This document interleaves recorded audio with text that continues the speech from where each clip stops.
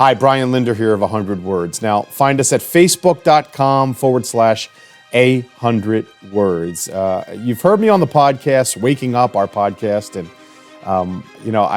I've been asked several times to kind of do a quick video to answer a very important question, like, who the hell is Brian Linder and where did all this come from? And so here we go. And really, 100 Words was so guided from the very, very beginning in some very funny ways. And so glad to be doing this with you and so grateful to be able to bring it to you. But I thought I'd answer a couple of questions. Well, the first question we get a lot of is, how did I get my start? And how did I end up doing this? And, in terms of broadcasting and podcasting, how did I even get my start? Well, it actually goes back quite a ways. It's something that was most definitely guided my whole life. Some of it I only realize in looking back, but I'll tell you the funny story. And by the way, the story I'm about to tell you is actually an early episode of 100 Words, which I'll refer you back to in just a moment. But when I was young, I guess I was called to be on the microphone from a pretty young age. When I was, maybe like 7 or 8 years old, my father back in the 70s used to have a little micro cassette recorder. Most people probably don't even know what this is, but it was a tiny version of a regular cassette recorder with a cassette tape. So this particular cassette recorder sat on top of his bureau and was always, of course, very tempting to me because it was forbidden, it was verboten, so I wasn't allowed to touch it. Well, one day I picked up that recorder when no one was home, and I went into my makeshift studio, broadcast studio, which was my sister's closet, and I sat down there with the lights out, and I hit record on that recorder, and I started recording a combination of profanity, fuck and shit, and all kinds of profanity. And in between the profanity, I was making fire engine and police and ambulance siren sounds, and that alternated. And at the end of the recording, I rewarded myself with charity chocolate, which was sitting in a box in my sister's closet. She was selling it for some charitable organization, and I was eating the chocolate as my treat. Well, shortly thereafter, the story will wrap up with a bar of soap you'll see in a moment. Shortly thereafter, my father summoned me, I don't know, a day later, into his room and sat me on his bed, and somehow he did this without laughing. I don't think I could have done it. He picked up the micro cassette recorder and held it high in the air. Without saying a single word, he hit play, and I was treated to, of course, the sirens and the profanity. He then walked me into his bathroom and literally washed my mouth out with a bar of soap.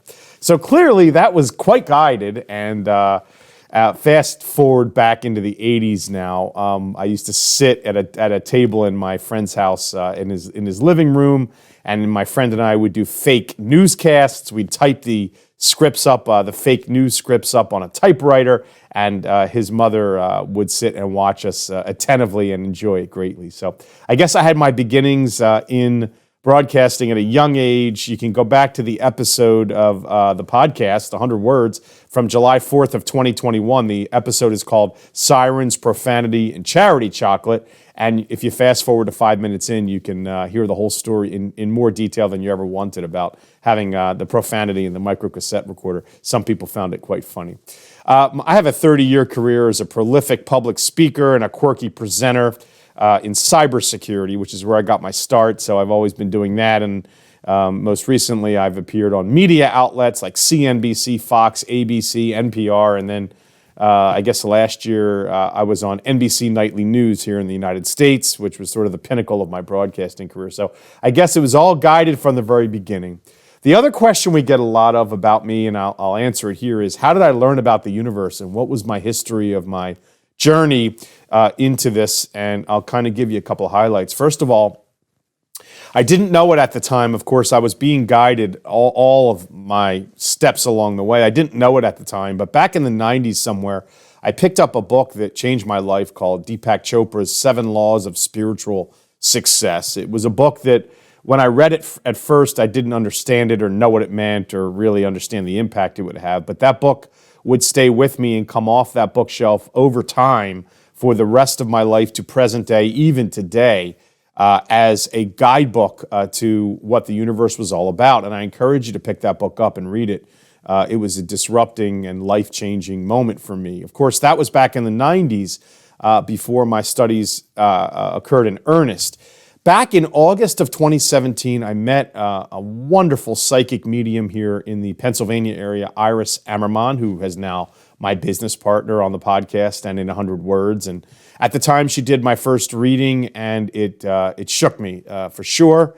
It was quite shocking. And what happened in that reading was things obviously came to be as was stated, and things were said that could not have been known. And as you learn about, how real this is and how close some of these things that seem so mystical and far away are actually to us, at that point, I became quite guided, and I became completely obsessed with reading and studying the works of people like Deepak Chopra, Eckhart Tolle, Michael Newton, Stuart Wilde, Dr. Brian Weiss, and Rhonda Burns. And I couldn't stop reading and reading and reading. And all of these different authors were all saying similar things about the way the universe operates, and much of this was confirmed by my repeated visits from there with Iris, and a couple of years later, I'd begin studying with Iris and training under her.